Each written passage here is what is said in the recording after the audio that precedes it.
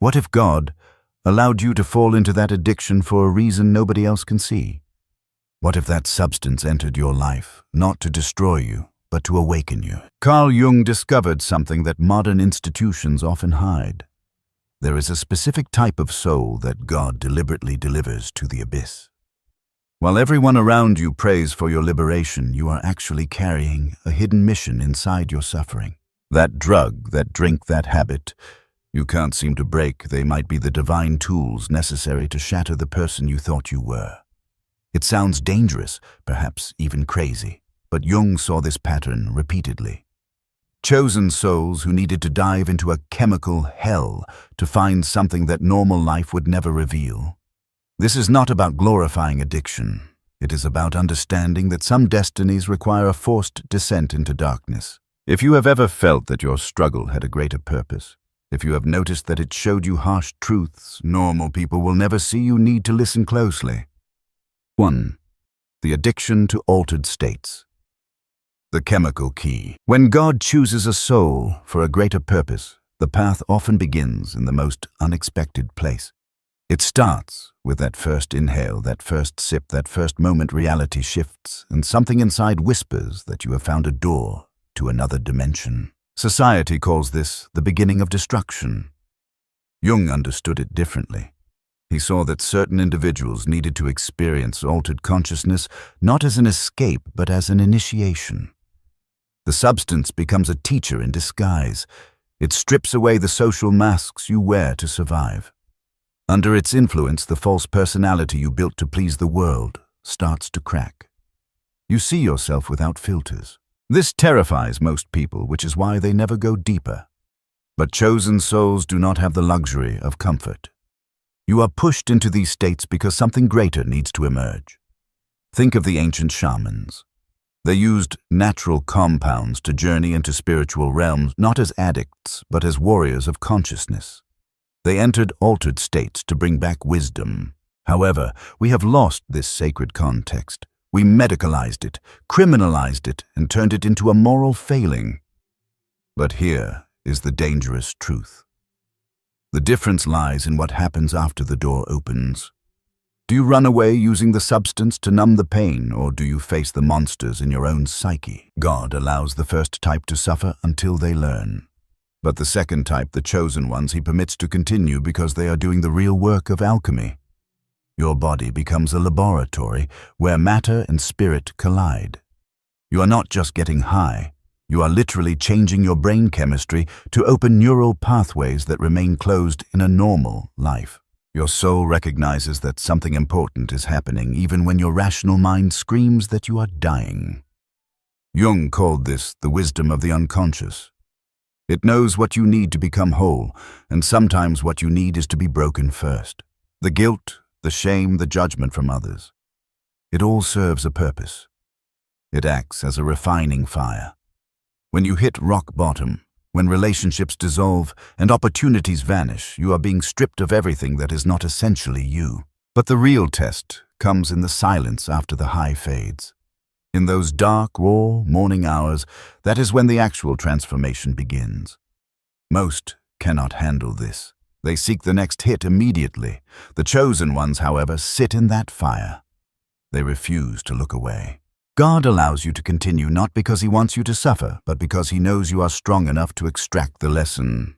Every relapse is another layer of the false self burning away. The substance is simultaneously poison and medicine. Only those with a sacred mission can walk this razor's edge without being consumed. You are not the same person you were before this began. The question is, will you use this neurological flexibility to evolve into something greater or devolve into something less? 2. The addiction to isolation, the hermit's cave. After the chemical door opens, a second inevitability follows. You start pulling away. You withdraw from everyone and everything, not because you hate people, but because being around them becomes unbearable. Their conversations feel empty. Their concerns seem trivial. The energy required to pretend you are still part of their normal world drains you completely. So you isolate. And this withdrawal becomes its own form of dependence. Jung himself was no stranger to this. After his break with Freud, he spent years in what he called his confrontation with the unconscious. He isolated himself, diving deep into his own psyche. The world thought he was losing his mind, but he knew that this solitude was not sickness, it was necessity. Some souls cannot do their work in the noise of collective life. When you combine altered consciousness with deep isolation, you create a perfect storm for either enlightenment or madness. In solitude, without the social mirrors that other people provide, you can lose your grip on reality. You can spiral into paranoia or depression, but you can also access wisdom that only speaks in silence. The modern world is designed to prevent this. It is designed to keep you distracted, connected, and consuming. Genuine solitude is an act of rebellion. Your isolation serves as a protective cocoon during your most vulnerable metamorphosis. When you are breaking down old patterns, you cannot afford to have well-meaning friends pulling you back into who you used to be. In this silence, you meet the shadow, the parts of yourself you rejected. You meet your rage, your selfishness, your cruelty. This meeting is brutal, but you cannot become whole without it. And if you go deeper, you touch the collective unconscious. You start having dreams that feel ancient. You realize you are connected to every human who has ever lived. The addiction to being alone grows because your inner world becomes more vivid than the outer world. People start to look like ghosts compared to the aliveness within you. By the way, if you are listening to this and feeling a resonance, if you recognize yourself in this description of the chosen soul, you are not alone even in your isolation. We are building a community of seekers right here. Make sure to subscribe and turn on notifications. We explore these depths together every week. But be warned, isolation can become a hiding place. Some souls get stuck in the hermit phase. They discover the riches of the inner world and refuse to return. This is where divine permission can turn into abandonment. Solitude is meant to be a temporary intensification, a chrysalis, not a tomb. God allows the isolation because you need to crack open your consciousness. But eventually the door must be walked through. You must return transformed. 3. The addiction to self-destruction. The alchemical fire. Something shifts after you have spent enough time in altered states and solitude. You begin to notice a disturbing pattern. You keep making choices that hurt you. You sabotage opportunities. You push away love. You place yourself in situations where pain is inevitable. And the most confusing part, a deep part of you craves it. Society tells us that humans naturally seek pleasure and avoid pain. That is a comfortable lie. Jung understood that some souls carry an instinct for necessary destruction. Before anything new can be built, the old must be completely demolished. Most people try to renovate their lives. Chosen souls know the foundation itself must be torn up. So you become the wrecking ball of your own existence. Physical pain becomes an anchor. When your mind is lost in the ether of expanded consciousness, pain reminds you that you are still here, still material. But deeper than that, this self-destruction is a form of purification. You are not just punishing yourself, you are paying a debt. Jung called this collective guilt. You might be carrying the unresolved suffering of your ancestors, your family line, or humanity itself. God allows this pattern because it acts like the alchemical fire used to refine gold. Gold must be heated to extreme temperatures to separate it from impurities. Your self-destructive behaviors are doing the same to your character. Every time you hit bottom, something false burns away. Every consequence strips away another layer of ego. People will try to save you. They see destruction. You feel transformation. They see waste. You sense necessity. This creates an unbearable loneliness because the people who love you become obstacles to your evolution. This addiction to pain teaches you something happiness never could: your true capacity for endurance. When you survive things that should have killed you, you discover a strength that is not of the ego, but of the self, the indestructible core of your being. You develop a strange intimacy with death. You stop fearing it, and when you are no longer afraid to die, you finally become capable of truly living. But the goal is not to stay in the rubble. Some become addicted to the drama of their own suffering, wearing their trauma as an identity. God allows the destruction, but He does not want you to build a home in the ruins. You must break the shell to let the seed grow, but you cannot keep breaking the seed forever. There is an expiration date on this divine permission. There comes a moment when the breaking is done. The ego is humbled enough. At that precise moment, grace enters. Not the grace that rescues you, but the grace that teaches you how to stop the cycle. This transition is the most dangerous point. Many do not make it. They either return to numbness or go too far into the dark. The ones who survive are those who maintain a thread of connection to meaning and knowing that this hell has a purpose. 4. The addiction to obsessive seeking, the hunger for truth. Once you have been chemically altered, deeply isolated and broken down by pain, a new compulsion emerges. It feels different from the others, but it is equally consuming. You become addicted to the search for truth. This is not casual curiosity. This is a desperate, all-consuming hunger. You read constantly, you research endlessly, you connect dots that others do not even see. Sleep becomes optional. Food becomes secondary. You lose the ability to engage in small talk because the biggest questions of reality are burning a hole in your mind. Jung exemplified this. After his crisis, he didn't just recover. He dove into alchemy, mythology, quantum physics, anything that might explain the mystery of consciousness. His colleagues thought he had abandoned science for mysticism, but Jung knew he was on the trail of something vital. God allows this addiction because your previous worldview has been shattered. The neat, safe explanations that satisfy ordinary people now feel hollow to you. You have seen too much. You have felt too much.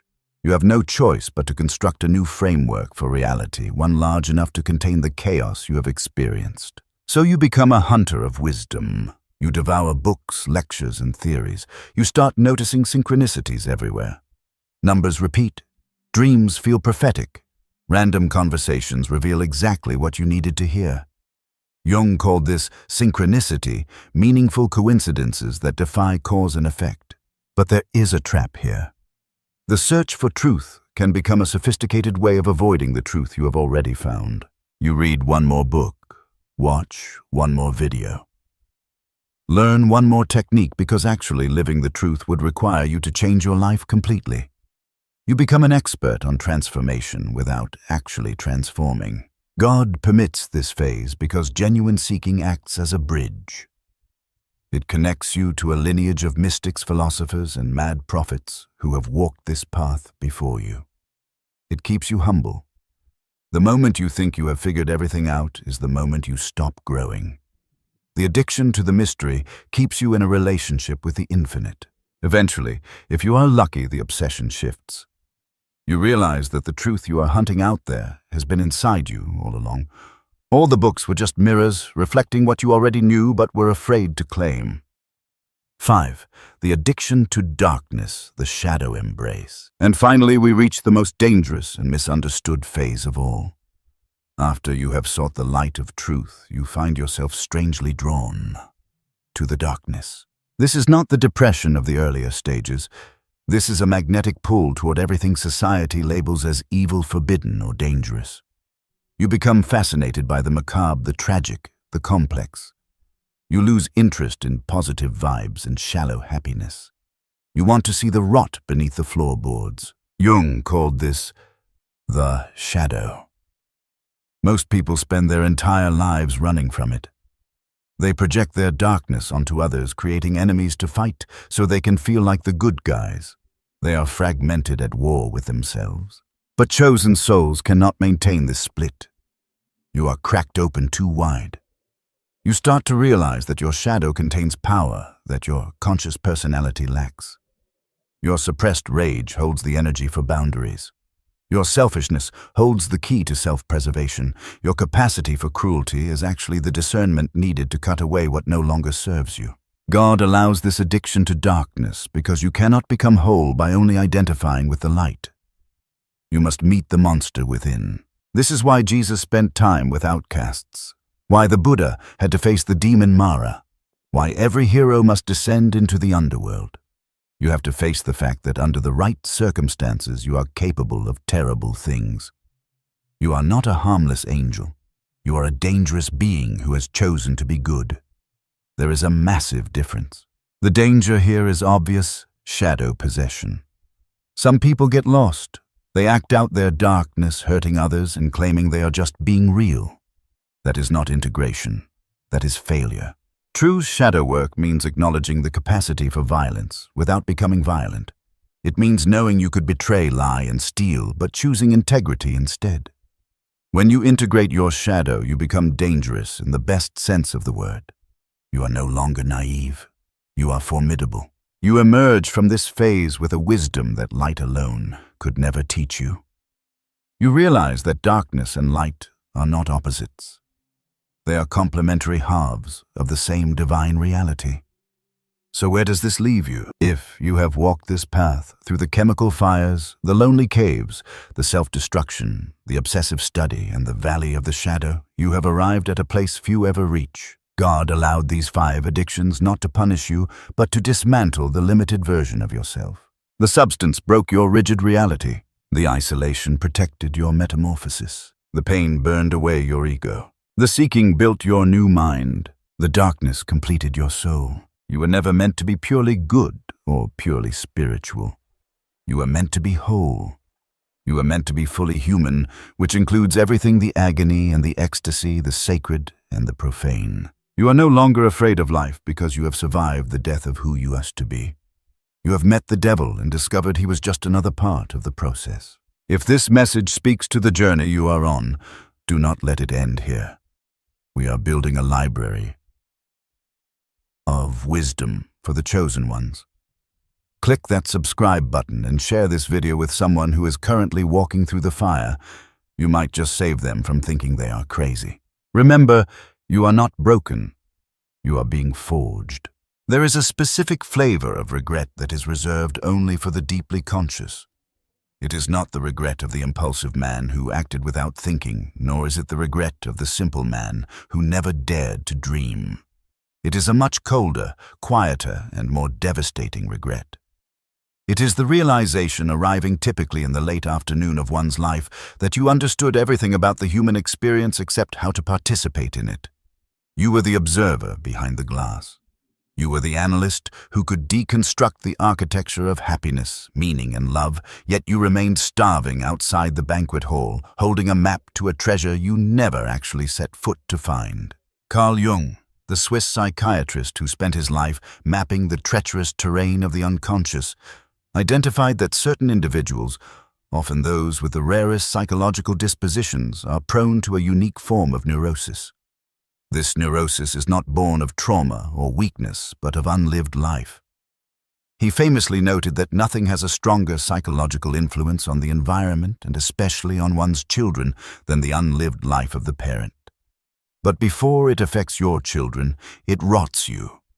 It sits in the basement of your psyche, fermenting into bitterness, cynicism, and a profound aching sense of alienation. If you are listening to this, you likely recognize yourself as one of these rare types. You are the intuitive, the pattern recognizer, the one who feels the weight of the world before you even get out of bed. You have spent years, perhaps decades, curating a rich inner world that makes reality look pale in comparison. But there is a danger here. The very gifts that make you profound, your depth, your foresight, your complexity, are the exact mechanisms that can trap you in a life of perpetual preparation. You are building a castle in your mind, while your physical life remains a construction site. To avoid waking up at 60 with a heart full of theories and a life full of holes, there are 3 specific psychological habits you must brutally dismantle. These are not merely bad habits. They are defense mechanisms that have kept you safe, but are now keeping you small. Let us examine them one by one so that you can finally step out of the waiting room and into the arena. Number 1. You must stop worshipping the altar of infinite potential. This is the most seductive trap for the rare personality, and it is the primary reason why so many brilliant minds end up in a state of paralysis. You are likely a person who sees possibilities everywhere. When you look at a career, a partner, or a creative path, you do not just see what is there. You see what could be there. Your mind is a generator of futures, because you can visualize 10,000 different lives you could lead. You find yourself paralyzed by the act of choosing just one. You stand at the crossroads of your life, admiring the geometry of the paths, analyzing the trajectory of each road, but you never actually walk down any of them. Why? Because to choose one path is to kill the other. 9,999. Jung identified this as the problem of the puer aeternus, the eternal child. The puer loves potential. The puer wants to remain a cloud of possibility, hovering above the earth, never landing, because to land is to become concrete, and to become concrete is to be limited. You tell yourself that you are keeping your options open. You tell yourself that you are waiting for the perfect opportunity that matches the magnitude of your soul. But this is a lie. You are not keeping your options open, you are letting your life bleed out. The tragedy here is that you value the idea of the thing more than the thing itself. You value the idea of being a writer more than the agony of writing bad sentences. You value the idea of deep love more than the messy, boring, repetitive reality of a long-term relationship. You live in the potential because the potential is perfect. It has no flaws, it has no friction, but it is also not real. Jung warned that we must sacrifice the potential to gain the actual. Real life requires blood. It requires you to murder your fantasies so that you can give birth to reality. The regret that comes from this is distinct. It is the realization that while you were protecting your potential from being tainted by the limitations of reality, time was eroding it anyway.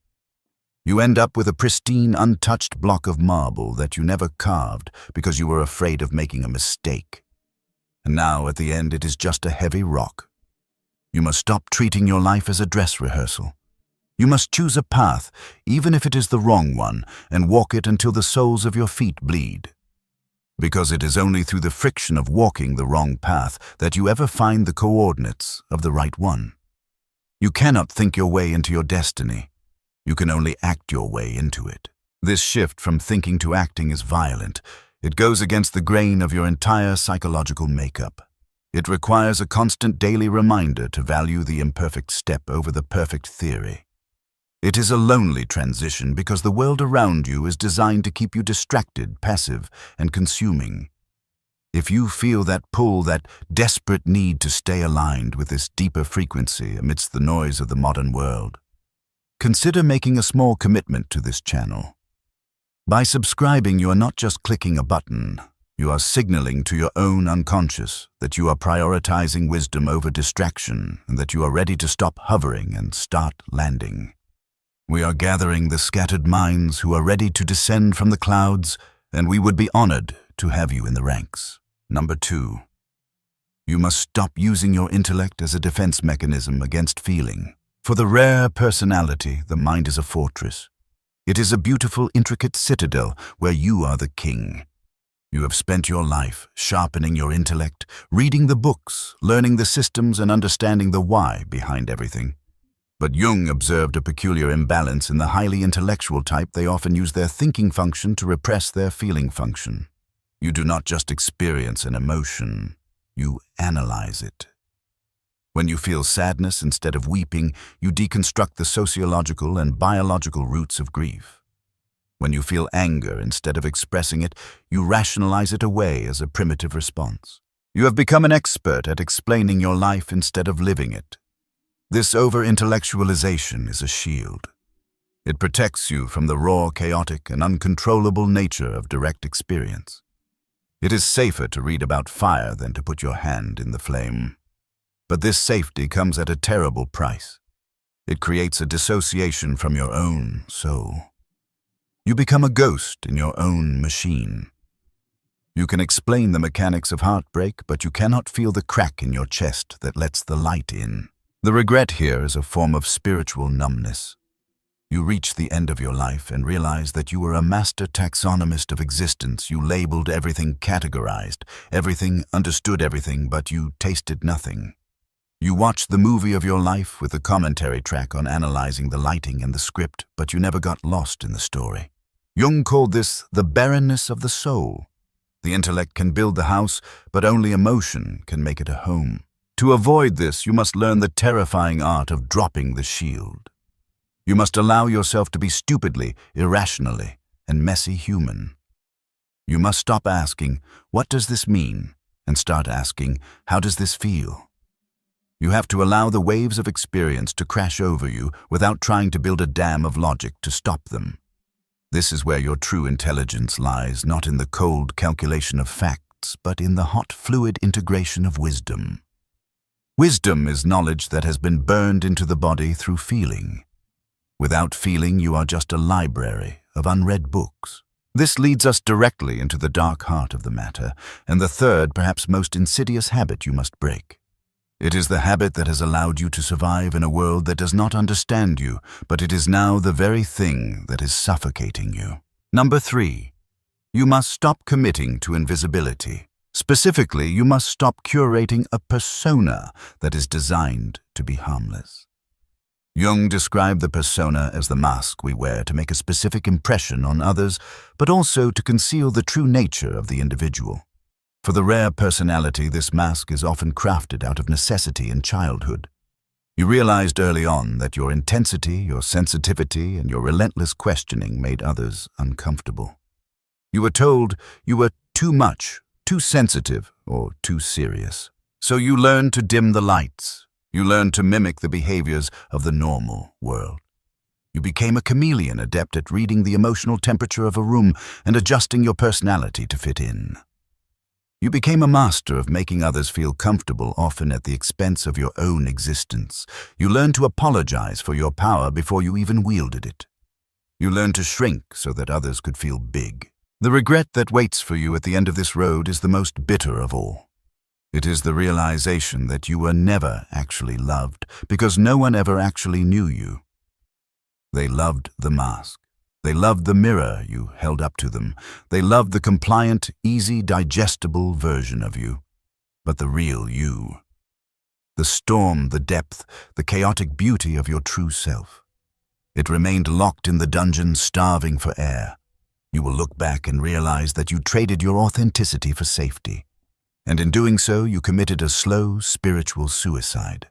You must understand that your desire to be invisible is not humility. It is cowardice.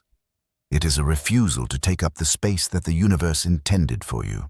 Jung argued that the shadow, the repressed dark side of the personality, contains not just our demons, but our gold. It contains our creativity, our aggression, our passion, and our authority. By hiding your intensity to please the herd, you have cut yourself off from your own source of power. You are running on half batteries, trying to navigate a difficult world with only your nice side. It is not enough. To avoid this regret, you must be willing to be disliked. You must be willing to be misunderstood. You must stop managing the perceptions of others and start managing the integrity of your own soul. You have to risk the persona shattering. Let people leave. Let the connections that were based on your false self crumble. The ones who stay when the mask falls off are the only ones who ever mattered. You need to stop asking, "Will this make them like me?" and start asking, "Does this honor who I am?" This is the great work of the second half of life. Jung called it the afternoon of life. He observed that the values of the morning achievement status fitting in must give way to the values of the afternoon, meaning culture and wisdom. If you try to live the afternoon of your life with the program of the morning, you will become neurotic. You cannot keep playing the game of the puer, the eternal child of potential, when your soul is demanding the gravity of the senex, the wise elder. But how do you make this shift? How do you actually stop these 3 habits? The addiction to potential, the shield of intellect, and the mask of invisibility. It is not a matter of simply deciding to change. You cannot think your way out of a prison made of thoughts. You need a new way of operating, a practical method for descending into the reality of your own life without being crushed by it. This brings us to the crucial pivot point. The antidote to the regret of the unlived life is what Jung called individuation. It is the process of becoming who you actually are, distinct from the collective psychology of the mob. And the engine of individuation is not safety, it is risk. You must begin by committing small acts of rebellion against your own comfort. If you are addicted to potential, force yourself to complete one imperfect thing. Write the bad essay, paint the ugly picture. Start the business that might fail. Kill the fantasy of the perfect outcome by engaging in the messy reality of the actual outcome. You will find that the satisfaction of having done something real, no matter how flawed, is infinitely superior to the hollow high of dreaming about perfection. If you are addicted to the intellect, you must force yourself into the body.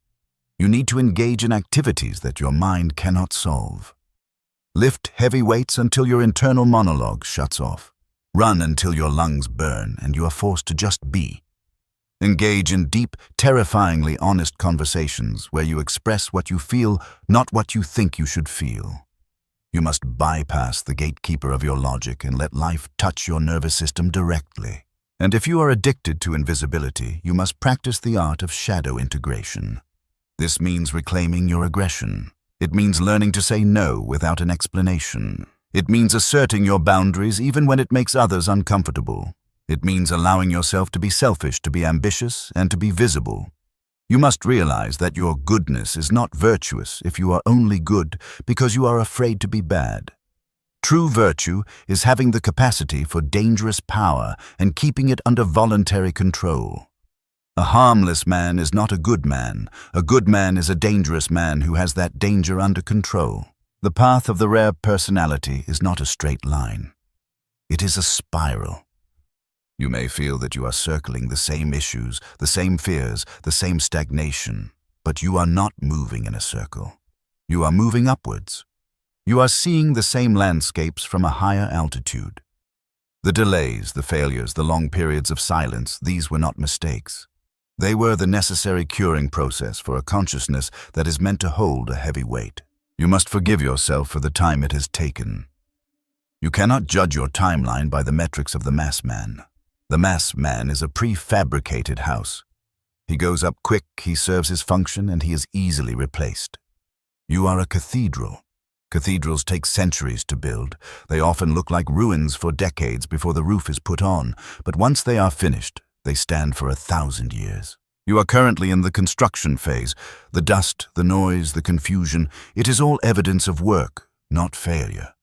But you must keep building. You cannot leave the cathedral half-finished because you are afraid of the height. You have to climb the scaffold. You have to lay the stone. The regret we are trying to avoid is the regret of the unlived capability. It is the tragedy of the seed that remained in the drawer because it was afraid of the dark soil.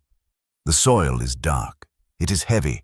It presses down on you, but it is the only place where growth happens. You have spent enough time in the drawer. You have spent enough time in the safety of your own mind. It is time to be buried in the reality of the world so that you can finally break open. This breaking open is not the end of you. It is the beginning of the you that was promised. The you that Jung saw when he looked at the intricate, struggling, deep souls of his patients. He didn't see broken people. He saw the future leaders, the shamans, the artists, and the sages who were simply suffering from the friction of their own greatness trying to be born. Do not let the friction stop you. Let it sharpen you.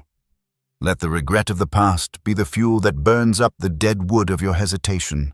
You are standing on the precipice of your own life. The view is terrifying, but the jump is necessary. The parachute is your own integrated self. It will open, but only if you jump. If this message resonates with the frequency of your own soul, if you feel that you are ready to stop analyzing the water and finally jump into the river, then you know what you need to do. This is not just a channel. It is a signal fire for the scattered tribe of the deep feelers and the deep thinkers. By subscribing, you are adding your flame to the collective. You are stating that you are done with the provisional life. You are ready for the real life. Join us. Let us walk this path of individuation together, not as a herd, but as a constellation of solitary stars brightening the dark sky of the unconscious. The work begins now. There is a silent revolution that happens within the human psyche, a turning point that Carl Jung called the second half of life. It is not marked by a birthday or a retirement party. It is marked by a fundamental shift in the center of gravity of your consciousness. For the first half of our lives, we are busy building the ego, constructing a container for our identity. We acquire habits, We acquire beliefs, we acquire roles to play in society.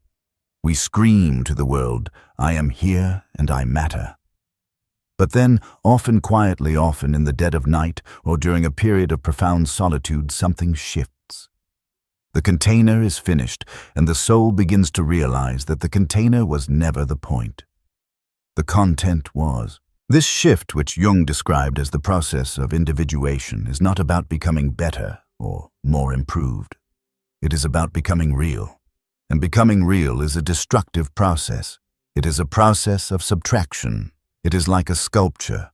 The statue is already there inside the block of marble. The sculptor's job is not to add clay, but to chip away everything that is not the statue.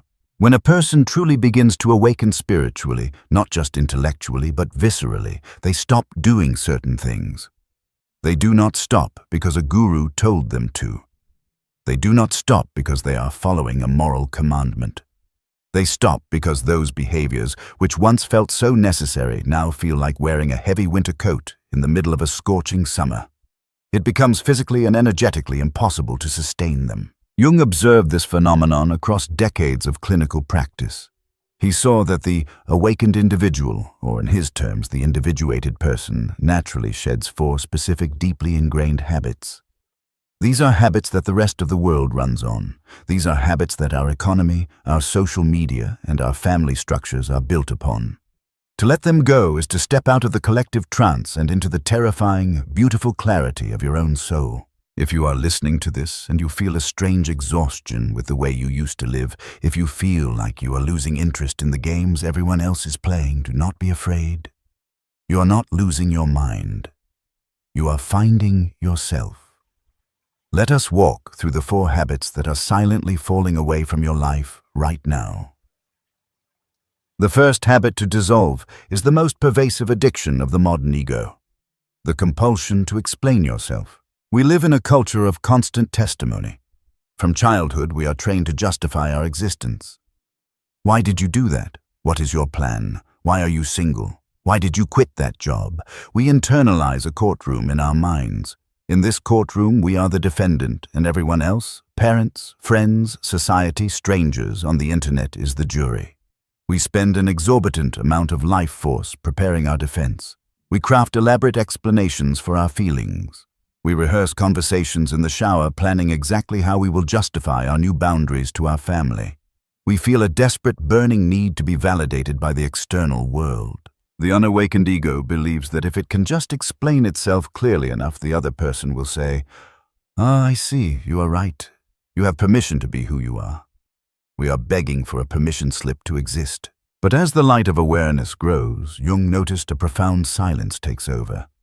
The awakened person realizes that the jury is a hallucination. There is no judge. Or rather, the only judge is your own integrity. You begin to see the futility of explanation. You realize that human communication is filtered through the dense layers of projection and psychological conditioning. When you explain yourself to someone who is committed to misunderstanding you, you are not communicating. You are feeding their projections. You are giving them ammunition to argue with your reality. The habit of over-explaining falls away because you begin to inhabit your own authority. This is what Jung meant by withdrawing projections. You stop projecting the authority figure onto others. You stop treating your mother, your boss, or your partner as the gatekeeper of your reality. You simply are. This shift can feel jarring to the people around you.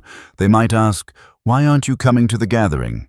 And instead of a 5-minute lie about being busy or a 10-minute justification about your energy levels, you simply say, "I won't be there." Period. No defense, no apology, no story. The energy you used to waste on managing other people's perceptions of you returns to you. It becomes available for your own creative work, for your own healing, for your own life. This is not coldness. In fact, it is the highest form of respect. When you stop explaining yourself, you are trusting the other person to handle their own reaction to your boundaries. You are treating them as an adult who does not need you to manage their emotions. You are standing in the raw, vulnerable truth of your own being without a shield of words. You become like a tree A tree does not explain why its branches grow to the left or the right. It reaches for the light because that is its nature. And so do you. Before we go deeper into the second habit, which challenges the very foundation of how we view intelligence, I want to invite you to take a moment to check in with yourself. If you are feeling a resonance with these words, if you feel a relief washing over you, hearing that you don't need to explain yourself anymore, that is your intuition signaling you are on the right path. We explore these depths every week here. If you want to continue this journey of self-discovery with us, consider subscribing and joining our quiet community of seekers. It's a simple way to say yes to your own growth. Now let us descend into the second habit, one that is perhaps the most difficult for the intellectual mind to release: the addiction to certainty. The ego loves certainty. It loves categories, labels, and dogmas. It wants to know exactly what is right and what is wrong. It wants a map of the territory before it takes a single step. In the spiritual marketplace, this addiction is rampant. People trade one rigid belief system for another. They leave a fundamentalist religion only to become fundamentalist about their veganism or their political ideology or their specific style of meditation. They are still addicted to the feeling of being right. They use certainty as a fortress to keep out the chaos of the unconscious. Jung, who spent his life navigating the murky waters of the collective unconscious, came to a startling conclusion. Certainty is a defense mechanism against the living truth. The psyche is not a machine. It is a fluid, dynamic, living mystery. To be certain is to kill the mystery. To be certain is to stop looking. As you awaken, you might feel a strange sensation. You know less than you used to. Opinions you used to fight for passionately now seem incomplete. You see the other side. You see the nuance. You see the paradox. This can feel terrifying at first. The ego screams, "If I don't know the truth, I am lost." But the soul whispers, "Only when you are lost can you be found." The awakened person swaps the heavy armor of certainty for the lantern of curiosity. They become comfortable with the phrase, "I don't know." And they don't say it with shame. They say it with awe. I don't know what happens after death, and that makes life beautiful. I don't know if this path is the best one, but it is the one I am on. Jung called this the capacity to hold the tension of the opposites. The unawakened mind splits the world into good versus bad, right versus wrong, us versus them. It collapses the tension because the tension is painful, but the awakened consciousness is spacious enough to hold contradictions. You can accept that a person is both kind and wounded. You can accept that life is both tragic and miraculous. You stop needing the world to be simple. You develop a stomach for complexity. This shedding of certainty allows you to actually experience the divine rather than just reading the menu. Certainty is reading the menu and arguing about the font. Awakening is eating the food. You stop fighting over whose map is correct, and you start walking the terrain. You realize that truth is not a static object to be possessed. It is a river to be entered. And you cannot step into the same river twice. This is the beginner's mind that the Zen masters speak of, and it is the state of the divine child archetype that Jung described open, playful, and terrifyingly alive. The third habit flows directly from the first two, but it cuts deeper into our emotional longing, the craving to be understood. This is a wound many of us carry from childhood. We felt unseen by our parents, unseen by our peers, and so we spend our adult lives screaming, "See me, understand me, feel what I feel." We enter relationships not to give love, but to be validated. We use our partners as mirrors, constantly checking our reflection in their eyes. If they misunderstand us, we feel like we are dying. We feel that if we are not understood, we do not exist. But Jung had a harsh but liberating truth. You are fundamentally alone. Now do not recoil from that word. Aloneness in the Jungian sense is not loneliness. Loneliness is the pain of being alone. Aloneness or solitude is the glory of being alone. It is the realization that your consciousness is a unique sovereign universe that can never be fully merged with another. No one, not your soulmate, not your mother, not your therapist, can ever fully know what it is like to be you. They can stand with you, they can love you, they can witness you, but they cannot be you. The awakened person quietly lets go of the impossible demand that others must understand them to make them whole. They realize that demanding to be fully understood is an act of violence against the other person. It is demanding that they cease to have their own perspective and merge completely with yours. It is a child's demand. When this habit falls away, a tremendous weight lifts off your relationships. You stop expecting your partner to be your savior, your parent, and your therapist, all rolled into one. You allow them to misunderstand you sometimes. You allow them to see you through their own lens, and you don't take it personally. You realize, that is their projection. It says more about them than it does about me. You begin to find a sanctuary within yourself. You become your own witness. You understand yourself, and that becomes enough. This is the birth of true intimacy, because only when you stop needing the other person to complete you can you truly see them. You can love them for who they are, not for what they do for your ego. You move from a relationship of dependency to a relationship of two wholes sharing a path. You are no longer two halves trying to make a whole. You are two universes touching edges, marveling at the mystery of the other. The desperation leaves your voice. You stop oversharing. You stop casting your pearls before swine. You share your heart only with those who have earned the right to see it, and for everyone else you offer kindness but not your essence. And finally, we arrive at the fourth habit, the most subtle trap for the spiritual seeker, the habit of proving you are awake. Jung warned extensively about the mana personality, or spiritual inflation. This happens when the ego gets a hold of spiritual insights and uses them to puff itself up. We have all met this person, or perhaps we have been this person. The one who uses spiritual language to feel superior. The one who diagnoses everyone else's shadow but ignores their own. The one who wears their spiritual practices like a badge of honor. I meditate for 2 hours a day. I only eat high-vibrational food. I have transcended that emotion. It is a performance. It is the ego wearing a monk's robe. It is still the same old game of status and validation, just played on a different board. The truly awakened person realizes that there is nothing to prove. In fact, they often become incredibly ordinary. Jung said, "The grandest life is the ordinary life." The awakened person does not need to be seen as a shaman, a guru, or a mystic. They are content to be a human being. They chop wood, they carry water, they do the dishes, they pay their taxes. But they do it with a quality of presence that changes the texture of reality. This habit of spiritual signaling falls away because the awakened person realizes that the spirit is not a possession. It is not something you have. It is something that has you. You are not the master of the universe. You are its servant. Humility replaces pride. Not a false humility where you put yourself down, but a cosmic humility where you see your right size in the universe. You stop trying to save or wake up the people around you.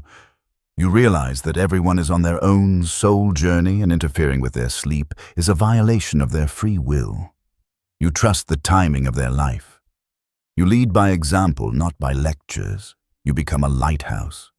A lighthouse does not run around the island looking for boats to save.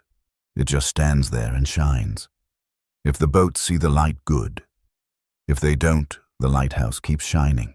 You become quieter. You listen more. You laugh more at yourself mostly. You realize that the whole spiritual drama was just another layer of the persona. And underneath it all is just this breath, this moment, this simple, unadorned reality. The need to be special dissolves into the joy of being connected. So as you walk this path, be gentle with yourself. If you catch yourself explaining or grasping for certainty, or demanding understanding, or performing spirituality, do not judge yourself. That is just the old skin. It is dry, it is itchy, and it is peeling off.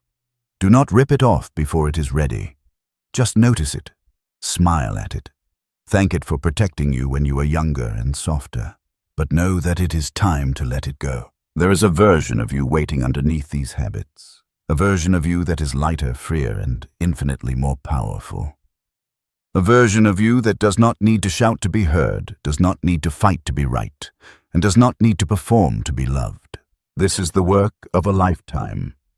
This is the opus, the great work. And the fact that you are here listening to this means the work has already begun. Allow the silence to do its work on you. Allow the falling away. Trust the empty space that is left behind. For it is in that empty space that the divine finally has room to enter. Thank you for walking this path with us. If you wish to continue peeling back the layers of the psyche, simply click the next video on the screen. It is chosen specifically to help you take the next step in your individuation. Until then, walk gently and trust your own soul. You didn't choose this path. You never woke up one morning and said, "Today I will unravel my identity. Today I will dissolve the illusion I have mistaken for myself." No one seeks out a spiritual awakening the way one seeks a promotion or a vacation, because to awaken is not to add something, it is to be stripped, torn, unmade. And yet, here you are. Something in you has already begun to rupture quietly and visibly, like tectonic plates shifting beneath the surface of a calm sea. You don't see it yet, not fully, but you feel it, in the fatigue that rest can't fix, in the ache for something you can't name, in the quiet dread that your old life, your old beliefs, your old attachments, your old mask no longer fit. This is not a breakdown. This is not depression. This is the death rattle of who you once were, and the soul whisper of who you are becoming. Spiritual awakening does not come with fireworks. It arrives in whispers, in signs so subtle, so strange you might miss them, but they are there. Clues left by your unconscious, symbols, fragments, synchronicities, a silent invitation to walk a path that will demand everything from you and give back something no one else can, yourself. The first hidden sign is this: a deep sense that something is wrong, even if everything looks right. It haunts you during laughter. It seeps through your successes. It wraps around your achievements like smoke, invisible but suffocating. Your life on the outside may appear perfect. You have what you once prayed for. But the soul has no interest in performance. It wants truth. And truth always begins with discomfort. This is the fracture point, the beginning of disillusionment. Not the pessimism of the cynic, but the vision of the awakened, seeing through the polished mask you've worn for too long. The persona, that carefully constructed identity built not from your essence, but from expectation. Parental, cultural, social, even spiritual. A mask so convincing even you believed it, until now. The second sign is one you'd never expect. You start losing interest in what once defined you. The titles, the applause, the routines, the plans, the old dreams. They don't excite you anymore, and you don't know why. People tell you you've changed as if it's a crime. You nod, but inside you don't even feel like you're here. It's as if someone has turned down the volume of your old life and nothing tastes the same. That's because the false self is beginning to dissolve, and with it, the addictions that propped it up. Busyness, approval, distraction. You're being unhooked from the matrix of meaning you didn't realize you were plugged into. It's terrifying, it's liberating, it's irreversible, and yet, no one around you seems to understand. Which brings us to the third sign. You feel alone, not because you are isolated, but because you are awakening. The world you once fit into now feels like a foreign language. Conversations seem hollow. Relationships feel misaligned. Small talk tastes like dust. You no longer crave company, you crave authenticity. And that is a dangerous craving in a world addicted to masks. Carl Jung once said, "The privilege of a lifetime is to become who you truly are." But he never said it would be popular. He never said the path would be crowded. Because it isn't. To awaken is to step away from the herd, not out of arrogance, but necessity. It is to leave the safety of the village and wander into the forest of yourself. Not the forest of light, but of shadows, of echoes, of everything you were taught to avoid. And that is where the fourth sign shows its face, or more precisely, its shadow. You begin to meet parts of yourself you never wanted to see. This is the beginning of shadow work. Not as a concept, but as a lived experience.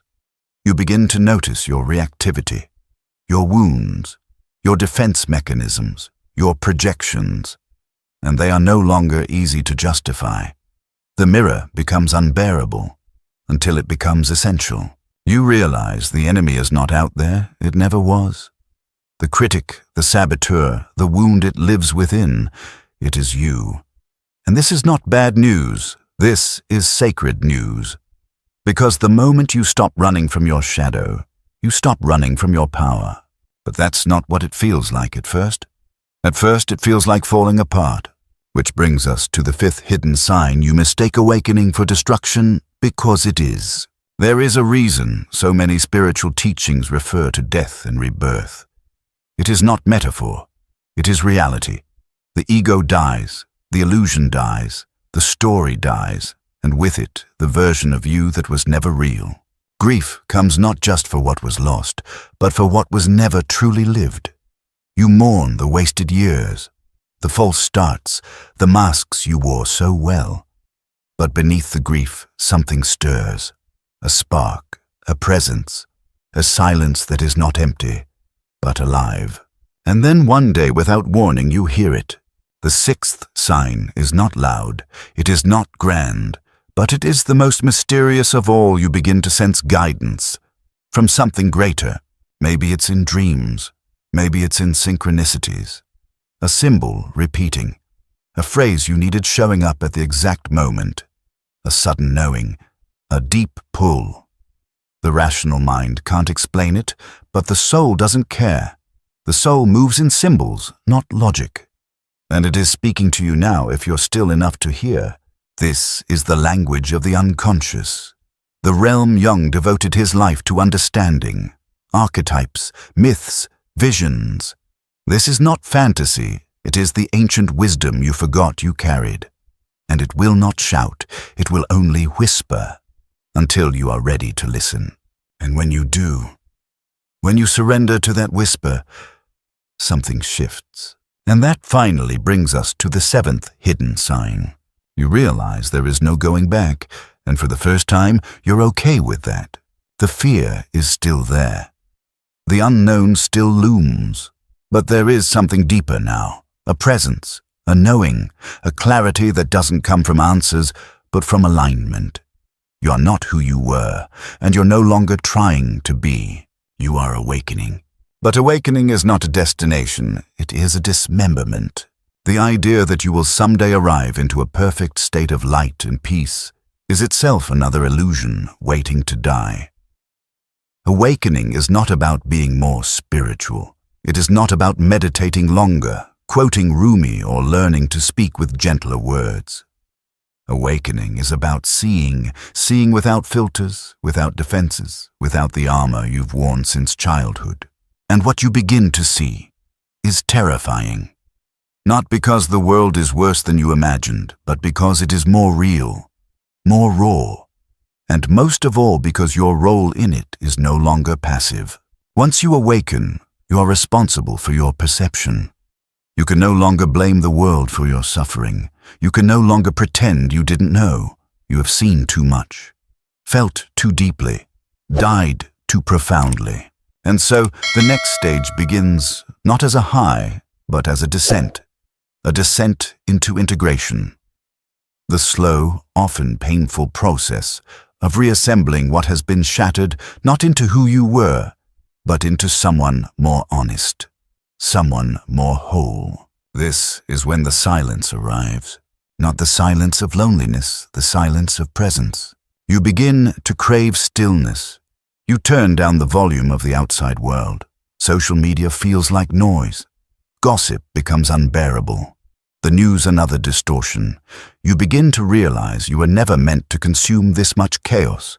Your nervous system, your psyche, your spirit, they were designed for depth, not distraction. And so, you unplug. Not because you hate the world, but because you finally love yourself enough to stop abandoning your inner world for the outer one. This stillness is sacred. It is where the fragments of your soul return, where intuition sharpens, where false narratives dissolve. And yet it is in this silence that you begin to face what may be the hardest truth of all, that you have been complicit in your own suffering, not intentionally, not consciously, but you've betrayed yourself for approval, for safety, for love that was never real. And now you feel the cost, the ache, the rage, the grief, not just for what was done to you, but for what you allowed, tolerated, participated in. This reckoning is holy. It is not meant to shame you. It is meant to free you. Because from this space of radical honesty, something else emerges, something deeper than forgiveness, compassion. You begin to see the pain beneath people's actions. You begin to recognize their projections, their shadows, their blindness, and you no longer take it personally. You stop trying to fix them. You stop trying to be understood. You stop explaining your evolution to those who have not earned your story. And instead, you return to yourself. This is individuation, the process Jung called the journey toward wholeness. Not perfection, wholeness. The integration of the conscious and unconscious, the uniting of opposites, the marriage of light and shadow, masculine and feminine ego and soul. It is not a state of bliss. It is a state of truth. And truth, when lived fully, is not loud. It is humble. It is quiet. It does not need to convince.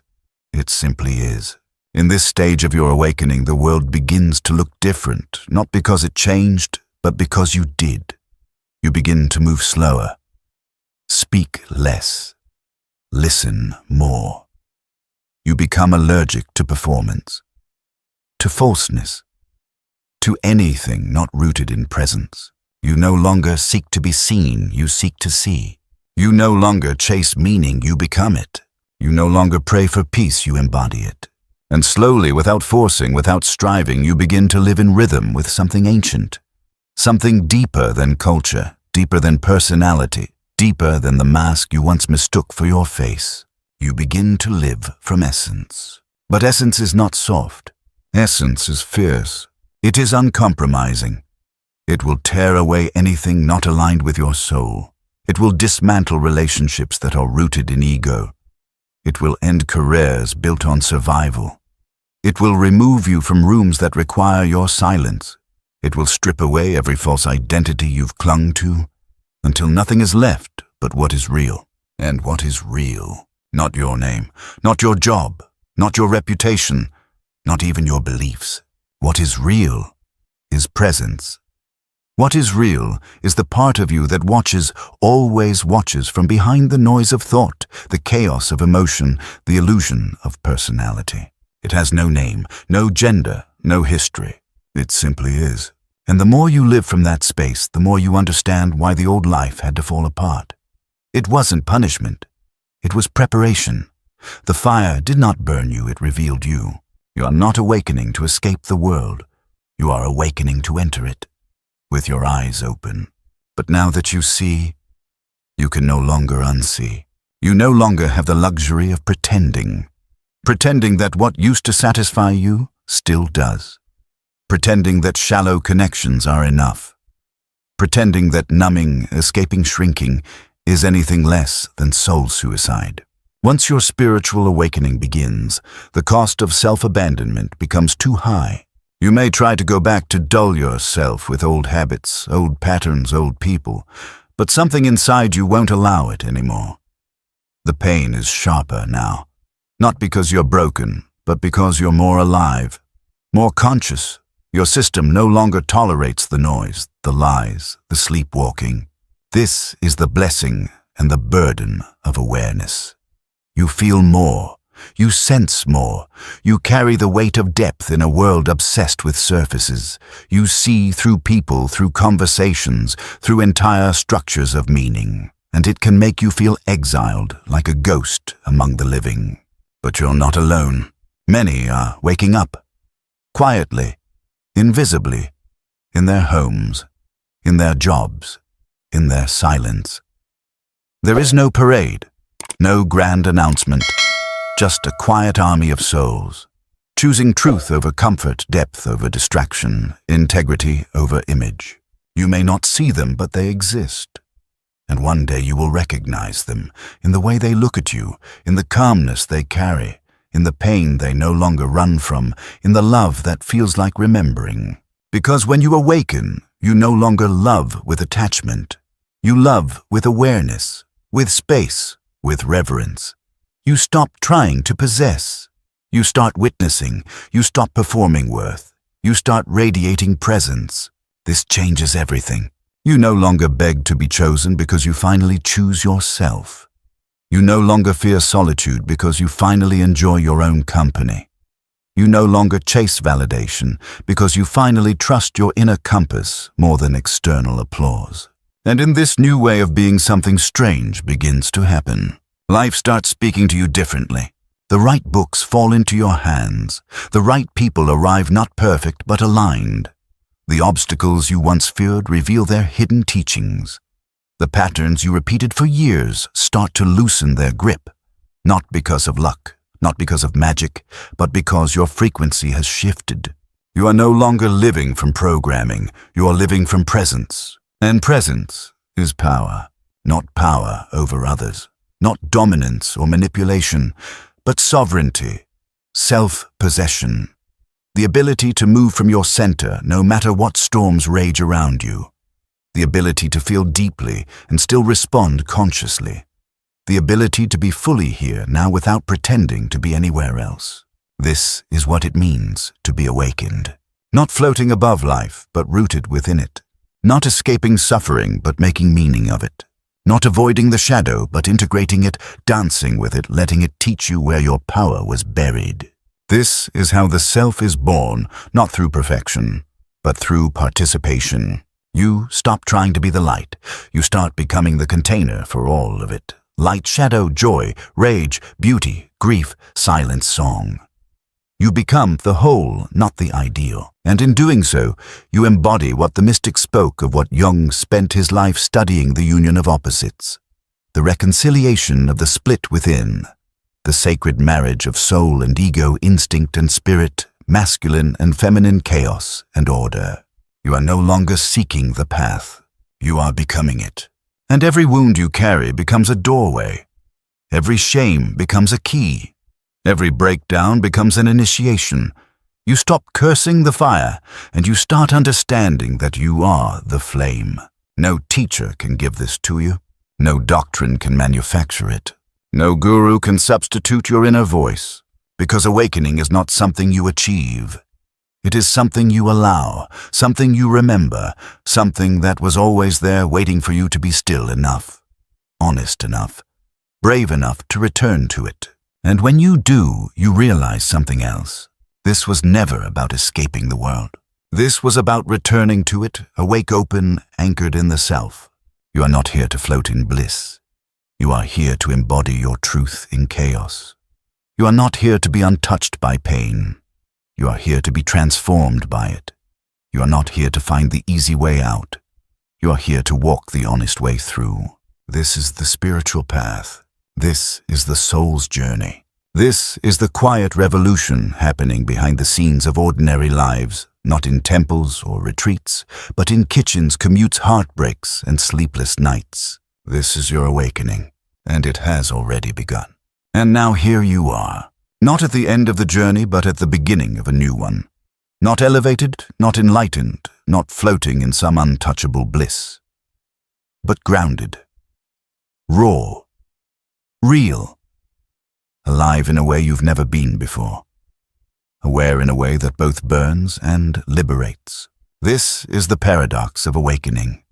It does not give you answers, it gives you clarity.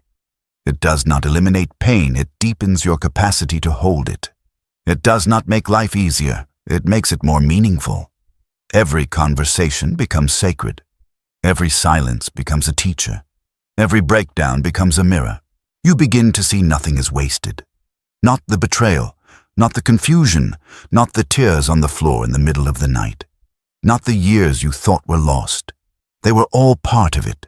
every fragment, every wound, every false identity, all leading you here, to this moment, where you are no longer chasing awakening because you've remembered it is already happening inside you. No book can define it. No ritual can complete it. No label can contain it. It is a mystery unfolding from within, a descent into depth, a return to essence, a burning away of everything that is not true, and a rebuilding from the ashes of your own becoming. Carl Jung once said, "The most terrifying thing is to accept oneself completely, and that is what this path demands. A radical, relentless return to the self beneath the self. Not the persona, not the projected image, but the self, whole, holy human. And from that place, your presence begins to change others. Not through teaching, not through preaching, simply through being. People feel something in you not because you are trying to be anything, but because you are no longer hiding. Your stillness becomes louder than their chaos. Your boundaries become invitations to integrity.